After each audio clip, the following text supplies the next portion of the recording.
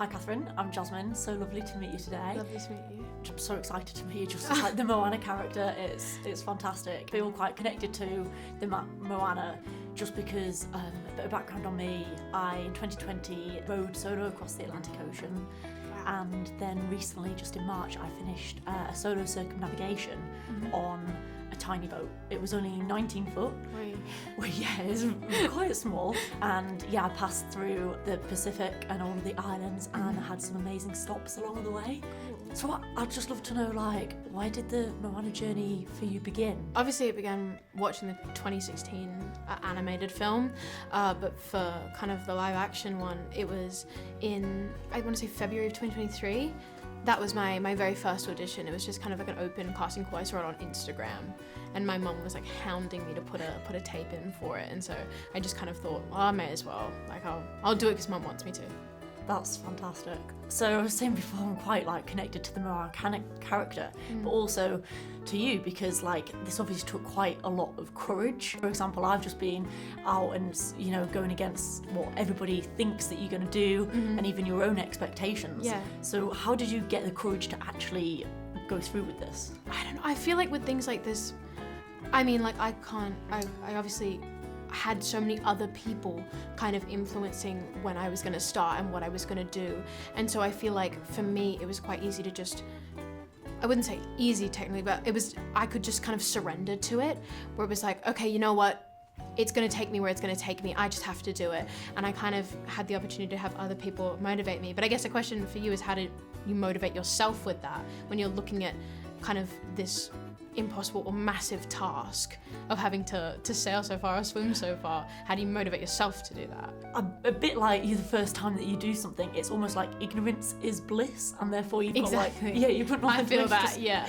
You just got to go, like, and so the people saying, you do realise this might be quite scary, this might happen, you're like, well, I don't know, so I've not thought about that, so it probably won't happen. Yeah, that's great. And so you're just so confident about everything, and I feel that with you as well. Like, so how was it on the first day on a big set with especially like Dwayne Johnson? Because that's like so cool. When I saw it and they said, oh, you can maybe be involved, I was like, The Rock, that's amazing. Gods have given me a boat! And a tiny little human. Well, hello, tiny human. Not too sure why they thought I needed you. You could take back the little human! Yeah, I think my first day on set was quite an easy day. I was in the village. It was easy for pretty much no one but me, because everyone else is filming all of these different scenes and kind of changing all these setups, and it's hot outside and we're chasing the sun. But for me, I kind of only had one or two scenes I had to do. I had a very simple day, but I'd say my first day on the sound stages was when it really felt like I was shooting a movie, because we're inside, I'm in a tank, a lot of it's not real. Obviously I'm like gearing up to kind of work with Dwayne for the first time, so I feel like that's when I was almost channeling that kind of ignorance is bliss mentality, where it's like I'm just not gonna think about it, and then it'll just happen. Whatever happens happens, and then it's just a complete whirlwind. Exactly. Yeah. You feel kind of like you black out and you come back to it and you're like, oh, I've done it. Yeah. It's done. Now, what was your probably most challenging moment of doing the entire filming, and where did you get the courage from? I think there wasn't like a specific like day where I was like, this is gonna be really hard. I think because I was kind of introduced to new challenges as the days went on, looking at the whole picture at the very start felt like the most challenging thing. When you're looking kind of forward and you're thinking of all the things you have to do and you're gonna have to do, that's the thing, that's what makes you feel stressed, and that's what kind of felt like it was bearing down on me. But I think for me, the best thing I could do, and the best advice I got from my director, Tommy Kail, was to just think about what you're doing today. What are you gonna do now? What are you doing after lunch? Think about that. Don't think about the, 80 days you have left. The music really inspired me. It literally just completely resonates, and it's such feel-good music as well. Yeah. What was it like to sing, and what was your favourite song to sing? What it was like to sing, there was something that Tommy always says, where it's when the emotions are too big for words, that's when we sing. And I feel like that kind of perfectly encapsulates what it's like in those Moana songs. I think Moana goes through such a journey in them, so getting to sing them, it feels like you're traveling light years in what is 2 to 3 minutes.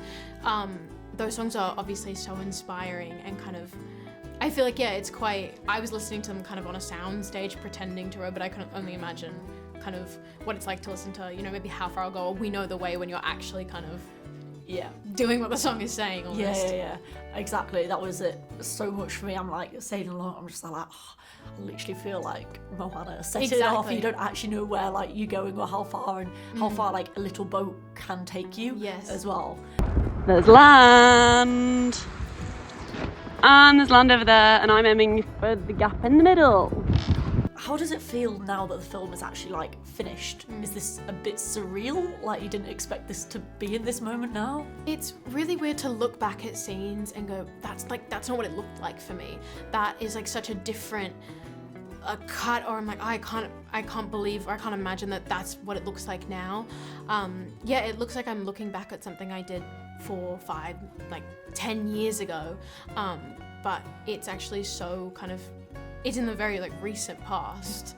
Yeah, it's a bit of like an out of body sort of experience, isn't it? When you finish something, it's so monumental that you can't really cope with it. Exactly. But what would be then your advice, either to your past self or potentially future young people? I would say to live in the moment, to kind of experience everything that you're feeling in that moment, whether it be the stress, the doubt, the dread, or the joy, the excitement, because that's what's going to make you remember that moment. It's going to make you kind of live that moment to the fullest. So I think if I could go back and live every single moment of Moana again, I would, and really kind of seep in what it was like to do it. That's amazing. Thank you so much. I absolutely love the film, and I'm excited for everybody else to watch it as well. Thank you. I'm glad you liked it.